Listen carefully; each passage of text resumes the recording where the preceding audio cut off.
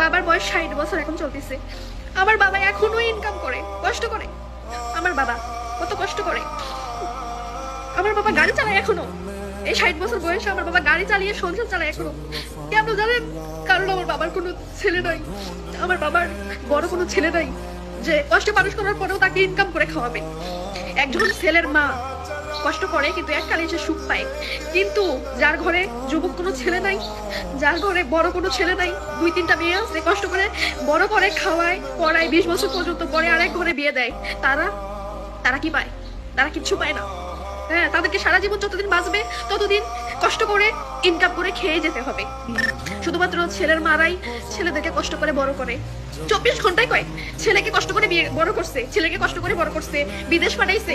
কেন পাঠাইছে? কেন কষ্ট করে বড় করছে? আশা ছিল ছেলে একদিন ইনকাম করে খাওয়াবে। কিন্তু মেয়ের বাবা মারা কোনো আশা করে যে মেয়ে একদিন খাওয়াবে? আশা করে না। তাদের একটাই আশা থাকে, মেয়েকে ভালোভাবে বড় করবে, লেখাপড়া শিখাবে, বিয়ে দিবে। একটা মেয়েকে বাবা মা বড় করে 20 বছর পর্যন্ত লালন পালন করে, লেখাপড়া করে বিয়ে দেয়। আমরা এসে কি করি? পরের ঘরের ছেলে, সংসার, তাদের মা সবকিছু সামলাই, আমরা তাদের আত্মীয় স্বজন, বোন সবকিছু সামলাই। কিন্তু যারা জন্ম দেয়, যারা বড় করে বিয়ে দেয়, তাদের কোনো কিছুতে কামে লাগে? আমাদেরকে লাগে না। পরের বাড়িতে সবকিছু সামলিয়ে জীবনটা শেষ করে দিই আমরা মেয়েরা। তারপরেও পরের বাড়ির মন পাই না, বুঝছেন? পরের ছেলেদেরও মন পাই না।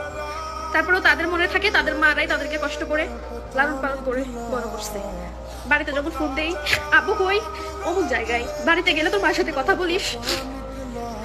ফোনটা কাটার পরে মনের মধ্যে একটা আক্ষেপ লাগে, কিছু একটা ছেলে মানুষ হয়ে জন্ম নিলাম না। 3 বোনকে বিয়ে দিছে, বড় করছে, 60 বছর বয়সে এখনো ইনকাম করে নিজের পেট চালায়।